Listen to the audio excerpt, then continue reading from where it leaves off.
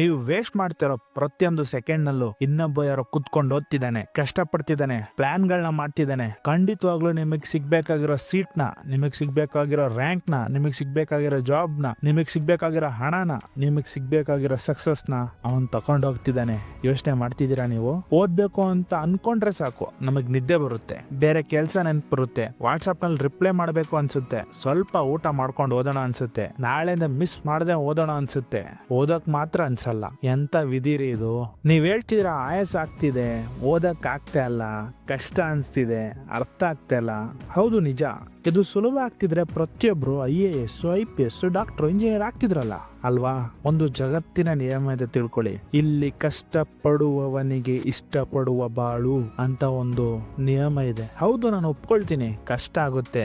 ಬೆಳಿಗ್ಗೆ 5 ಗಂಟೆಗೆ ಎದ್ದೋಳೋದು, ಓದಿದ ಚಾಪ್ಟರ್ನೇ ಮತ್ತೆ ರಿವಿಷನ್ ಅಂತ ಓದೋದಕ್ಕೆ ಕಷ್ಟ ಆಗುತ್ತೆ. ಕೇಳಿ, ಒಂದು ವಿಷಯ ಹೇಳ್ತೀನಿ, ಇಲ್ಲಿ ಯಾರು ಕೇಳಲ್ಲ ನಿಮ್ಮ ಕಾರಣಗಳನ್ನ, ನಿಮ್ಮ ನೋವನ್ನ, ನಿಮ್ಮ ದುಃಖವನ್ನ, ನೀವೆಷ್ಟು ದಣಿದಿದ್ದೀರಾ ಅಂತ. ಇಲ್ಲಿ ಎಲ್ರಿಗೂ ಬೇಕಾಗಿರೋದು ನಿಮ್ಮ ಫೈನಲ್ ರಿಸಲ್ಟ್ ಅಷ್ಟೇ. ಇಲ್ಲಿ ಯಾರಿಗೂ ಅವಶ್ಯಕತೆ ಇಲ್ಲ ನೀನ್ ಎಷ್ಟು ಕಿಲೋಮೀಟರ್ ಡೈಲಿ ನಡ್ಕೊಂಡು ಹೋಗಿ ಓದ್ತಿದ್ಯಾ, ಬಸ್ಸಲ್ಲಿ ಕಷ್ಟ ಪಡ್ತಿದ್ಯಾ, ಮಳೆಯಲ್ಲಿ ನೆನಿತಿದ್ಯಾ, ಫೀಸಿಗೆ ದುಡ್ಡು ಇಲ್ದೇನೆ ಅಳ್ತಿದ್ಯಾ, ಯಾರು ಕೇಳಲ್ಲ. ಇಲ್ಲಿ ಬೇಕಾಗಿರೋದು ನಿನ್ನ ರಿಸಲ್ಟ್ ಅಷ್ಟೇ.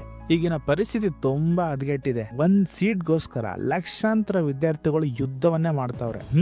ಇಲ್ಲಿ ಯಾರಿಗೂ ನಿಮ್ಮ ಫೀಲಿಂಗ್ಸ್ ನ ಬೆಲೆ ಇಲ್ಲ, ನಿಮ್ಗೆ ಆಗ್ತಿರೋ ಸಮಸ್ಯೆ ಬಗ್ಗೆ ಅರಿವೇ ಇಲ್ಲ. ಇಲ್ಲಿ ಗೆಲುವು ಒಬ್ಬನಿಗೆ ಮಾತ್ರ. ಇದನ್ನೆಲ್ಲ ಮೆಟ್ಟು ನಿಂತು ತನ್ನ 100% ನ ಹಾಕ್ತಾನಲ್ಲ, ಅವನ ಕಾಲಿನ ಅಂಗಳಕ್ಕೆ ಸಕ್ಸಸ್ ಕಣಯ್ಯ. ನಿಮಗಾಗುವ ಕಷ್ಟ, ನೋವು, ದುಃಖ ಇದೆಲ್ಲ ಸ್ವಲ್ಪ ಕಾಲ ಅಷ್ಟೇ. ಒಂದು ಟೈಮ್ ಗೆದ್ದೆ ಅನ್ನೋ ಜೀವನ್ ಪರ್ಯಂತ ಸುಖ.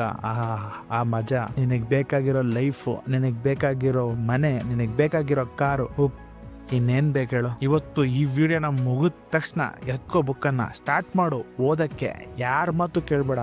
ಗೋಡೆ ಮೇಲೆ ಬರ್ದಿಟ್ಕೋ ನೀನ್ ಏನಾಗ್ಬೇಕು ಅಂತ, ನಿನ್ನ ಗುರಿನ ಬರ್ದಿಟ್ಕೋ. ಪ್ರತಿದಿನ ಬೆಳಿಗ್ಗೆ ಎದ್ದ ತಕ್ಷಣ ನೋಡಿದಾಗ ನಿನ್ ರಕ್ತ ಕುದಿಬೇಕು, ನೀನ್ ಆ ಕನಸನ್ನ ಕಾಣಬೇಕು. ನಾನು ನನ್ನ ಗುರಿನ ಮುಟ್ಲೇಬೇಕು ಅಂತ. ನೋಡಿ, ಈಗ ನೀವು ಫುಲ್ ಮೋಟಿವೇಟ್ ಆಗಿರ್ತೀರಾ, ನಿಜ.